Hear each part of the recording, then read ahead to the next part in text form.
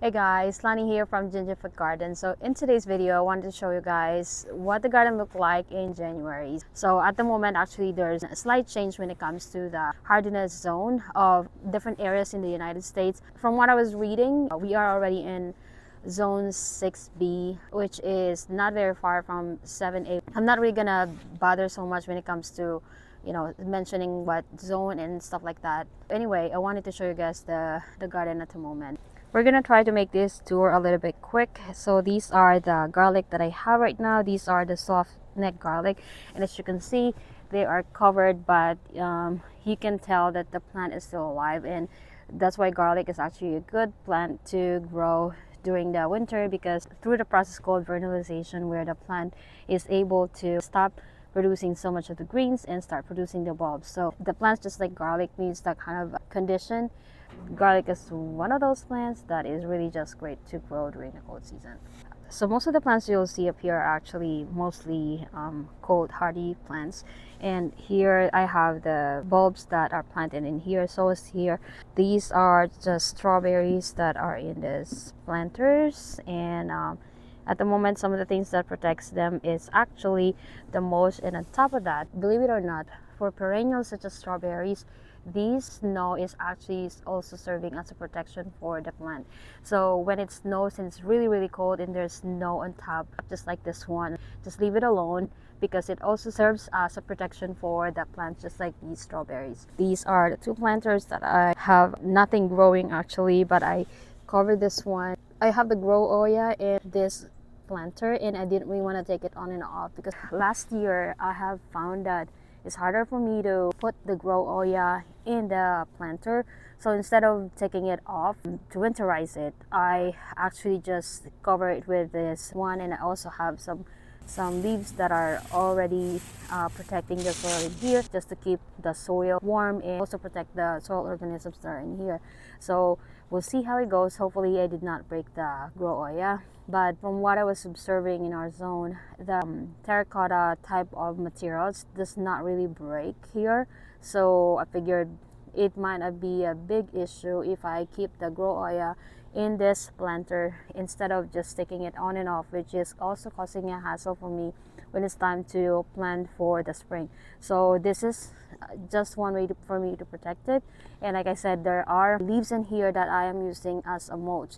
And like I said, these ones, the snow in here is also serving as a protection for the soil and whatever that I have in here. So it's the same thing here. I actually have some succulents in here, cold hardy succulents.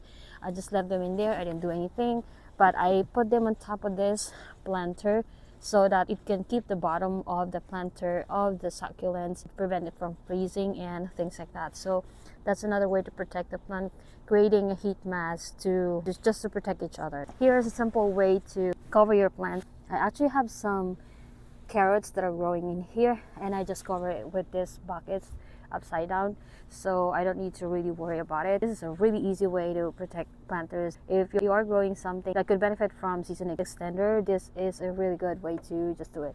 You can use any type of bucket or container that you have laying around to use for this kind of purpose. One thing that I have to prevent when it comes to growing in the winter is that when it's really cold, just like today, I should not be attempting to open this one, so that whatever warm temperature it has accumulated during the day, the planter could actually keep that warm. So we just want to keep it as is, especially today that is snowing or something like this. So this is a frost cloth that I have created. It's more like just a simple setup to keep some of my potted plants that I thought were a little bit more sensitive to frost. I mean, these are mostly cold hardy, and I have some plants in there that are perennial. I have blueberries, I have hardy fig, Chicago fig, I have hydrangea, I also have hyacinth in there. Just to give them a little bit of protection, I cover them with a frost blanket like this. The reason I wanted to do that is, like I said, just to protect it. And if you're using a frost protection just like this one, it kind of looked like a cone.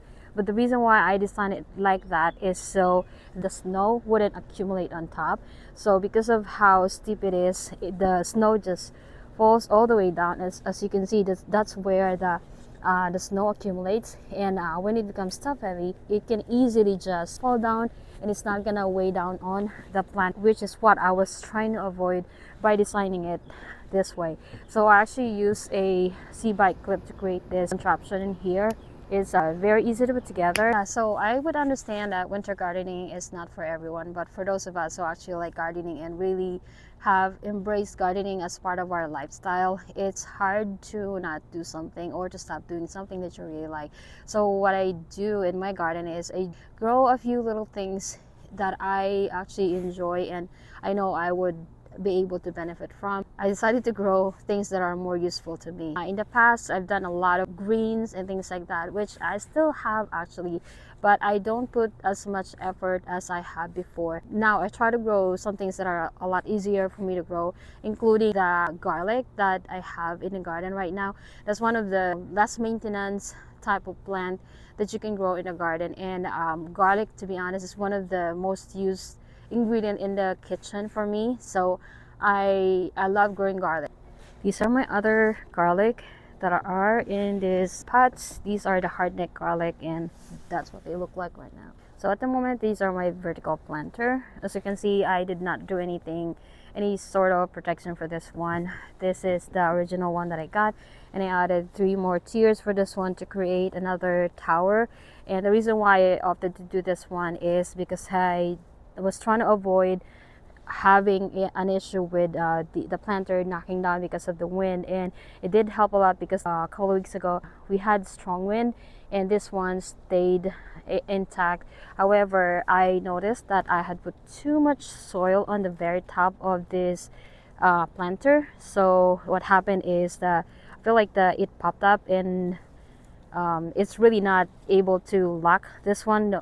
Even though I have tried it the other day, it started coming off. So once the soil thaw and if I could do something with the soil already, I am going to get rid of some of the soil on top. That way this one can fit the planter nicely, which is what it's supposed to be. That's all I have for my deck garden. As you can see, even though there's not a whole lot of things growing in the garden, there's still a lot that I could share when it comes to my deck gardens. If this video is able to inspire you and help you, please don't forget to share it with your friends. If you haven't yet, please don't forget to subscribe to my channel. Thank you so much for watching. Bye bye. See you in the next one.